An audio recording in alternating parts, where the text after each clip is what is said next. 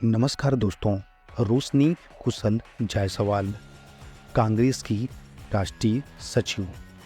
दोस्तों, ये औरत उस समय चर्चा में आई जब बनारस के भेलूपुर में एक भाजपा कार्यकर्ता के साथ मारपीट की गई। दोस्तों, इसके बारे में जितना कहा जाए उतना कम है, क्योंकि इस औरत ने ऑनलाइन सोशल मीडिया पर नीचता की सारी हदें पार कर दी हैं। सोशल मीडिया प्लेटफॉर्म पर ये आती हैं और दिन रात पानी पी पी कर बीजेपी, हिंदू समाज और देश के यशस्वी प्रधानमंत्री मोदी जी को कोसती हैं और सनातन धर्म से लेकर बड़े बड़े नेताओं और सम्मानित महिलाओं पर भी आपत्तिजनक टिप्पणी करती रहती हैं। हाल ही में इन्होंने मोदी जी, अमित शाह और माता सीता की अर्धनग्न तस्वीर पोस्ट की थी, जिसके पास भारी बवाल मचा और यह खबर उत्तर प्रदेश के मुख्यमंत्री आदित्यनाथ के कानों तक जा पहुंची। फिर क्या था, उन्होंने इस पर कार्रवाई के आदेश दिए और इसी बीच इनकी हरकतों से कांग्रेस के आला कमान भले ही खुश होते हों, लेकिन ये बातें किसी भी राष्ट्रवादी और सनातन धर्मी को पसंद नहीं आएगी। इस औरत ने मोदी जी और अमित शाह के अलावा कंगना रनावत, स्मृति ईरानी के खिलाफ भी अभद्र टिप्पणी करते हुए वीडियो पोस्ट किया था। साहब तो कन्याकुमारी चले गए।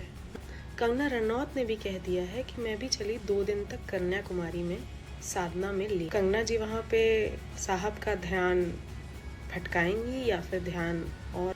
फिलहाल इसकी हरकतों का जवाब देने वाले भाजपा नेता राजेश सिंह ने इसका जब वहीं पे विरोध किया तो इसने मारपीट करनी शुरू कर दी।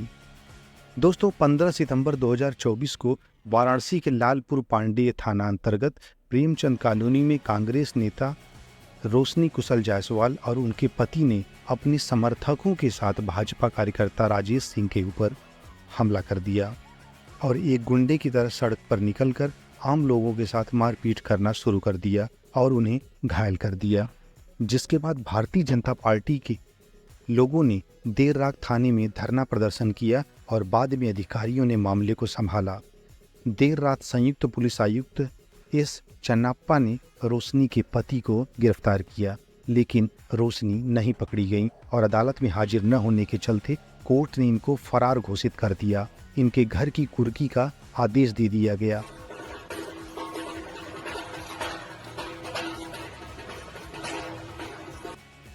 रोशनी अपनी गलत हरकतों की वजह से कानून के शिकंजे में बहुत बुरी तरीके से फंस चुकी हैं।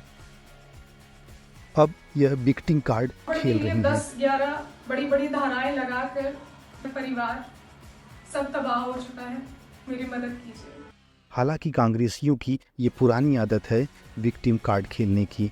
इसमें यह लोग माहिर होते हैं और जब धर्म और सम्मानित लोगों को बदनाम करने के बाद भी इनका मन नहीं भरा तो यह मारपीट पर उतारू हो गई। फिलहाल इस पर कई गंभीर धाराएं लगी हुई हैं और इनकी गिरफ्तारी का इंतजार है। दोस्तों, आपको बता दें कि घटना वाले दिन रोशनी की शिकायत पर राजेश सिंह को पुलिस ने थाने भी बुलाकर पूछताछ की थी। जांच के बाद रोशनी कुशल जायसवाल के पति को गिरफ्तार किया गया, लेकिन लगातार आदेशों के बाद भी रोशनी कोर्ट में हाजिर नहीं हुई, जिसके चलते कोर्ट ने उन्हें फरार घोषित कर दिया। अब यह मामला वाराणसी के सिविल कोर्ट में सीनियर डिवीजन के तहत चल रहा है। वाराणसी कोर्ट ने उन्हें फरार घोषित करते हुए विवेचनाधिकारी को रोशनी के घर और अन्य सार्वजनिक स्थानों पर कुर्की का चस्पा जारी कर दिया गया है। दोस्तों, ये बात कहाँ तक सही है कि आप देश के प्रधानमंत्री को अपशब्द कहें, क्योंकि राजनीति करने की भी अपनी एक मर्यादा है। आप अगर कांग्रेस पार्टी से हैं, सपा से हैं, बसपा से हैं, सत्ता के अलावा आप किसी अन्य पार्टी से हैं, तो आप देश के यशस्वी प्रधानमंत्री को इस तरह बोले, ये बात बिल्कुल किसी के गले नहीं उतरती। आप पार्टी विशेष के साथ साथ पूरे हिंदू समाज को ही गाली देना शुरू कर देते हैं। ऐसे में इनको पर कार्रवाई तो होनी ही थी, क्योंकि हर चीज़ की एक सीमा होती है।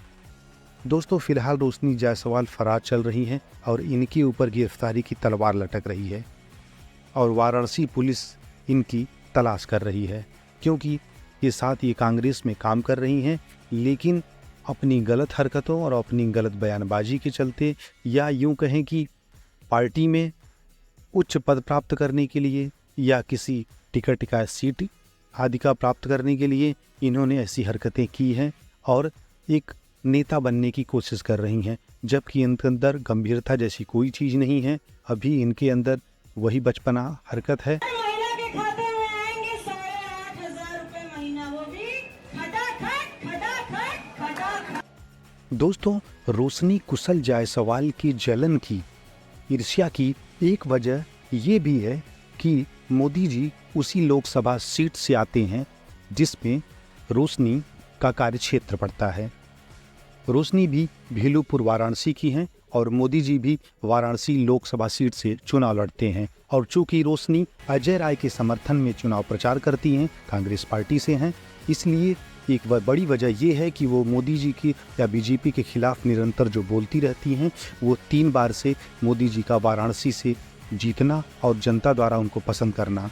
मोदी जी लगातार 3 बार से वाराणसी लोकसभा सीट से जीतते आ रहे हैं। इससे कांग्रेस वहाँ पर बौखलाई हुई है और ये बौखलाहट रोशनी जैसे कार्यकर्ताओं की साफ दिखाई देती है। उनके विचारों में, उनके वीडियोज़ में, उनके सोशल मीडिया प्लेटफॉर्मों पे ऐसी चीज़ें दिखाई देना आम बात है, क्योंकि ये 3 बार के यशस्वी प्रधानमंत्री मोदी जी के विजय का पताका जो वाराणसी में लहरा रहा है, उससे कांग्रेस बौखलाई हुई है। और दिन रात ऐसे ही मोदी जी और बीजेपी को बदनाम करने के लिए ऐसे प्रयास किए जाते हैं। राजनीतिक प्रतिद्वंदिता, राजनीतिक लड़ाई अपनी जगह है, लेकिन आप किसी व्यक्ति विशेष या आपको बदनाम करें इस तरह से, आप फैक्ट पे बात कीजिए, आप उनकी सरकार की योजनाओं पे बात कीजिए, क्या योजना है, क्या नहीं आ रही है, क्या वादे पूरे नहीं हुए, उस फैक्ट पे बात करिए। लेकिन निजी और व्यक्तिगत और लूज कमेंट करना ये किसी को भी कहीं भी शोभा नहीं देता इस तरह से, जबकि सामने वाला देश के प्रधानमंत्री के पद पर विराजमान हो या किसी और केंद्रीय मंत्री पद पर विराजमान हो। तो इसलिए इस बात का ध्यान रखा जाना चाहिए, लेकिन कांग्रेसियों से हम क्या ही उम्मीद कर सकते हैं। दोस्तों, आपका इस वीडियो और इस घटना के बारे में क्या विचार है, हमें कमेंट करके बताएं। साथ ही वीडियो को लाइक और चैनल को सब्सक्राइब जरूर करें। धन्यवाद। जय हिंद, जय भारत, हर हर महादेव।